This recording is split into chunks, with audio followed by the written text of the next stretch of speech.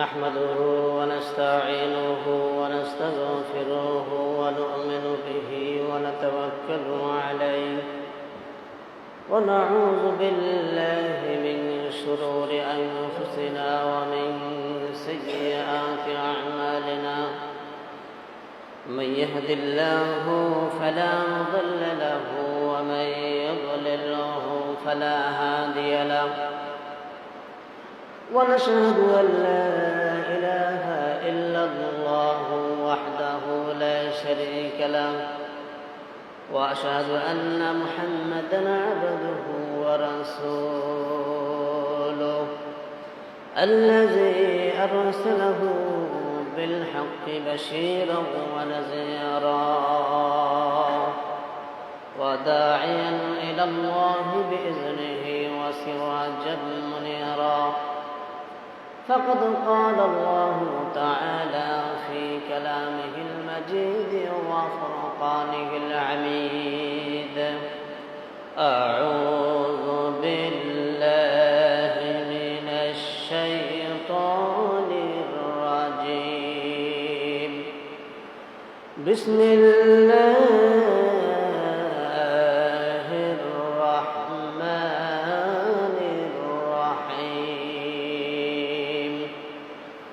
فريق في الجنة وفريق في السعير صدقت يا رب العالمين ঐতিহাসিক ইউনিয়ন পরিষদ জামে মসজিদের সকল ধর্মপ্রাণ মুসলমান ভাইদেরকে সশ্রদ্ধ সালাম। আসসালামু আলাইকুম ওয়া রাহমাতুল্লাহি ওয়া বারাকাতুহু। সেই মহান রবের শুকরিয়া আদায় করি যিনি আমাদেরকে সফর মাসের চতুর্থ সপ্তাহে সুস্থ অবস্থায় মহান রবের ঘরে আসার তৌফিক করে দিয়েছেন। এই জন্য শুকরিয়া জ্ঞাপন করি আলহামদুলিল্লাহ। এই মাসের অর্থাৎ সফর মাসের শেষ বুধবার, এই দিনটিকে আখিরি চার সোমবার বলা হয়। এই দিনে রাসূল আকরাম সাল্লাল্লাহু আলাইহি ওয়াসাল্লাম একটু সুস্থ হয়েছিলেন। তার আগের যে দিনগুলি ছিল এই দিনগুলিতে তিনি ভীষণ অসুস্থ হয়েছিলেন। কথা বুঝে আসছে? অর্থাৎ সফর মাসের প্রথম দিক থেকে তিনি অসুস্থ ছিলেন, ভীষণ অসুস্থ ছিলেন। শেষ বুধবারে গিয়ে সেই দিন তিনি একটু সুস্থতা লাভ করেছেন। এই জন্য এই দিনটিকে মুসলমানেরা স্মরণে রেখেছে। এই দিনে একটু ইবাদত বন্দেগী করে, এই দিনে একটু রাসূল আকরাম সাল্লাল্লাহু আলাইহি ওয়াসাল্লামের জন্য দোয়া করে। এটা আমাদের ঈমানি নৈতিক দায়িত্ব। আল্লাহ রাব্বুল আলামিন এই দিনে আমাদেরকে বেশি বেশি করে তাসবিহ তাহলিল তেলাওয়াত করার তৌফিক দান করুন। সকলে বলি আল্লাহুম্মা আমিন। সেই দিনটা হচ্ছে আগামী বুধবার। সেই দিনটি কোন দিন? আগামী বুধবার। এটা মনে রাখতে। আমি যে আয়াতখানা তেলাওয়াত করেছি সূরা আশ-শূরা ৭ নম্বর আয়াত।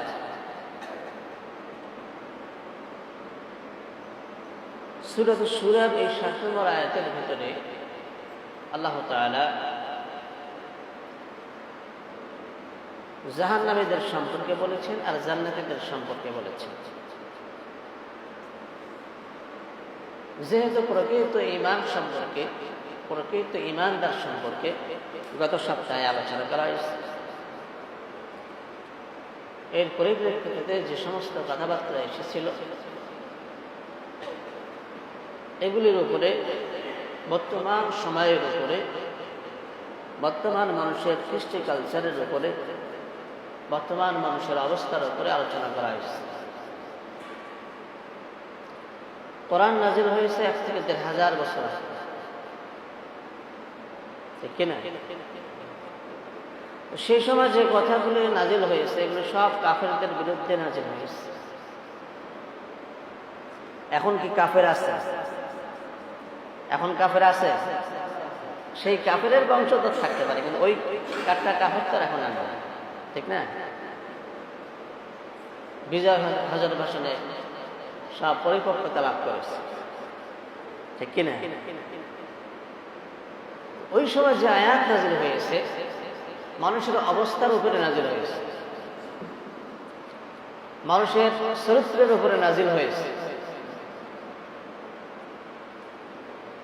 ওই আয়াত এখনো চলবে, কিয়ামত পর্যন্ত চলবে।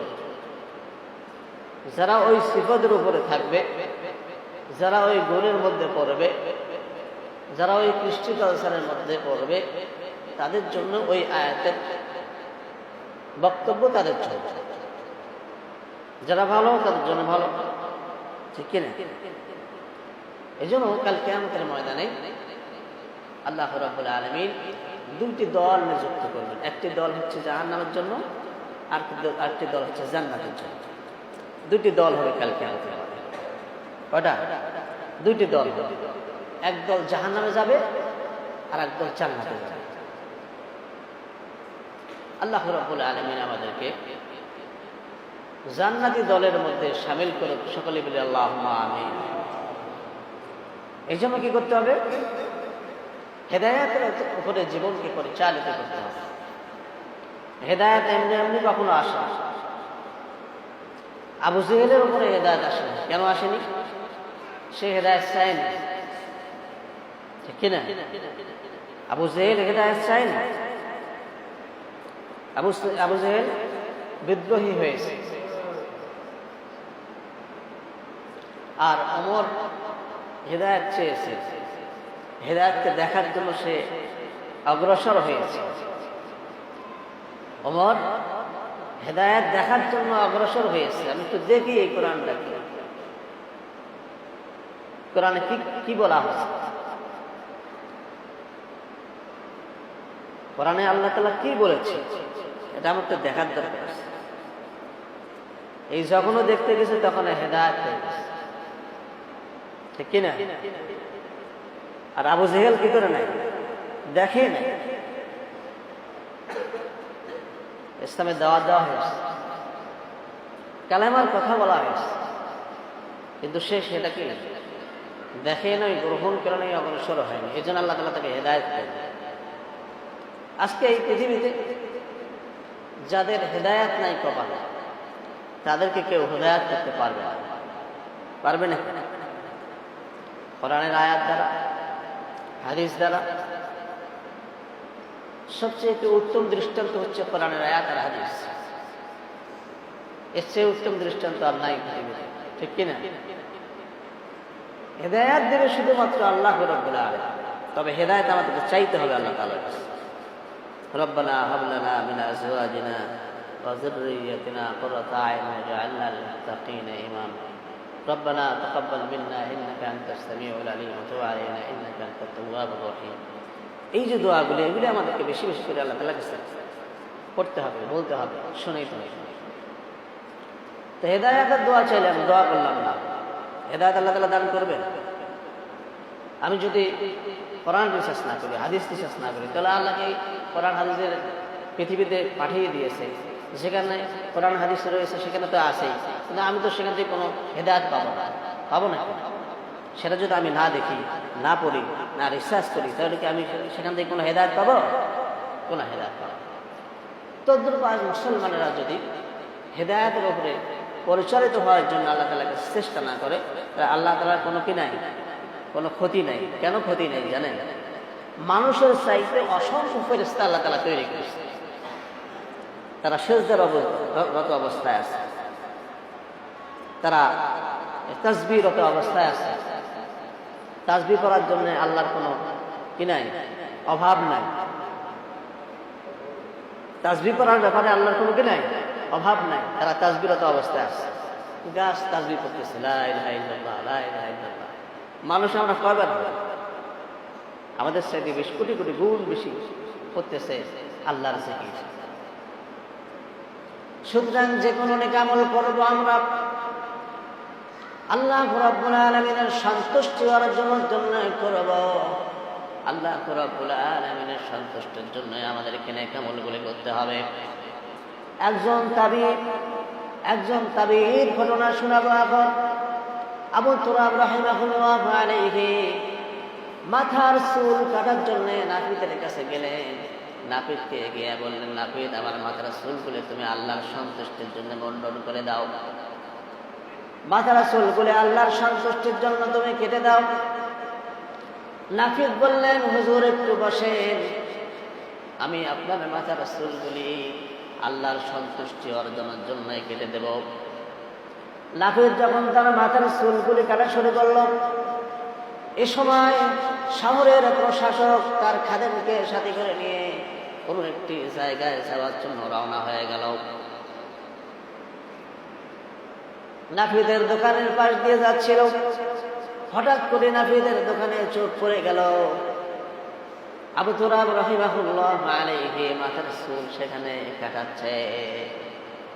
প্রশাসক দাঁড়িয়ে গেল, তার খাদেমকে বলল, খাদেম, তোমার ব্যাগের ভিতরে এখন কত টাকা রয়েছে? খাদেম বলছেন, হুজুর, আমার ব্যাগের ভিতরে এখন 1000 স্বর্ণ মুদ্রা রয়েছে। জোরে চিৎকার করে বলেন সুবহানাল্লাহ। এই যে 1000 স্বর্ণ মুদ্রা রয়েছে, এই 1000 স্বর্ণ মুদ্রা নিয়ে তুমি এখানে দাঁড়িয়ে থাকো যতক্ষণ পর্যন্ত আবু তুরাব রাহিমাহুল্লাহ আলাইহি চুল কাটা হয় নাই, ততক্ষণ পর্যন্ত তুমি এই স্থানে দাঁড়িয়ে থাকবা। যখন তার মাথার চুলগুলো কাটা হয়ে যাবে, এই 1000 দিরহাম, এই 1000 স্বর্ণ মুদ্রা তাকে তুমি প্রদান করবা। প্রদান করে বলবা যে দুঃখ প্রকাশ করবা, এর চাইতে যদি বেশি টাকা থাকতো, এর চাইতে যদি বেশি মুদ্রা থাকতো, তাহলে আপনাকে প্রদান করা হতো। এই দুঃখ প্রকাশ করে টাকাগুলি তুমি তার হাতে দিয়ে আসবা। পালাক্রমে আবু তুরাব রাহিমাহুল্লাহ আলাইহি চুল কাটা শেষ হয়ে গেল, মাথা মুন্ডন করা শেষ হয়ে গেল। এ সময় খাদেম এই টাকাগুলো নিয়ে আবু তুরাব রাহিমাহুল্লাহ আলাইহির হাতে তুলে দিলেন। হুজুর, শহরের প্রশাসক আপনার জন্য হাদিয়া পাঠিয়েছেন 1000 স্বর্ণ মুদ্রা। আবু তুরাব রাহিমাহুল্লাহ আলাইহি বললেন, না না, আমার 1000 স্বর্ণ মুদ্রার কোনো প্রয়োজন নেই। এই 1000 স্বর্ণ মুদ্রা দিয়ে আমি কি করব? এই 1000 স্বর্ণ মুদ্রা দিয়ে আমি কি করব? সুতরাং আমার কোনো প্রয়োজন নেই, নাপিতকে দিয়ে দাও। এই 1000 স্বর্ণ মুদ্রা নাপিতকে দিয়ে দাও। নাপিত বলছে, না হুজুর, আমারও 1000 টাকার প্রয়োজন নেই, আমারও 1000 স্বর্ণ মুদ্রার প্রয়োজন নেই। এই 1000 স্বর্ণ মুদ্রা যদি আমি আজকে গ্রহণ করি, তাহলে কালকে আমাদের ময়দানে আল্লাহর কাঠগড়ায় দাঁড়ায় আমাকে হিসাব দেওয়া লাগবে। সুতরাং 1000 দিরহাম কেন, এখানে যদি 2000 দিরহামও থাকতো তাও আমি গ্রহণ করতাম না। যদি চিৎকার করে বলেন সুবহানাল্লাহ। আমরা যদি এরকম টাকা পাই, আমাদেরকে যদি এরকম হাদিয়া কেউ নিয়ে আসে, কোনো দেখা নাই, চাই নাই, চিন্তা নাই, পকেটের ভিতরে ঢুকাই দেব, ঠিক কিনা? সুতরাং ভাইয়েরা আমার, আল্লাহ বলিরা কখনো টাকা পয়সা ধন দৌলতের দিকে তাকাননি। তাদের সময় কেটে যাবে জিকির আজকার করতে করতে, আল্লাহ বিল্লাহ করতে করতে জীবন শেষ হয়ে যাবে। তাদের চিন্তা হলো কিভাবে নিজে আমি আল্লাহর দেওয়া হুকুমের উপরে জীবনকে পরিচালিত করতে পারবো, আর এই এলাকার মানুষগুলোকে কিভাবে আল্লাহর উপরে জীবনকে পরিচালিত করতে পারবো, আল্লাহর হুকুমের উপরে জীবন লেলিয়ে দিতে পারবো। এই চিন্তায় তারা মশগুল ছিল এবং মানুষের দ্বারে দ্বারে বারে বারে গিয়ে আল্লাহর কথা বলেছেন, আখিরাতের কথা বলেছেন, তাওহীদের কথাগুলো বলেছেন। সুতরাং ভাইয়েরা আমার, নাপিত গ্রহণ করলো না এই টাকা, নাপিতও ফিরাই দিল। এখন আবু তুরাব রাহিমাহুল্লাহ আলাইহি বললেন, এই স্বর্ণ মুদ্রাগুলি প্রশাসকের কাছে নিয়ে যাও। প্রশাসকের কাছে নিয়ে গিয়ে তুমি বলো, হুজুর এই টাকাগুলি ফেরত দিয়েছেন, এই টাকাগুলি তিনি গ্রহণ করেননি, এই টাকাগুলি আপনার কাছে রেখে দিতে বলেছেন। এবং যে সমস্ত দেশের যে সমস্ত ভালো কাজ আছে, যেই কাজগুলো মানুষের জন্য উপকার, যেই কাজগুলো করলে মানুষের জন্য উপকার হবে, সেই কাজগুলো এই টাকা দিয়ে আপনি করবেন। আবু তুরাব রাহিমাহুল্লাহু আলাইহি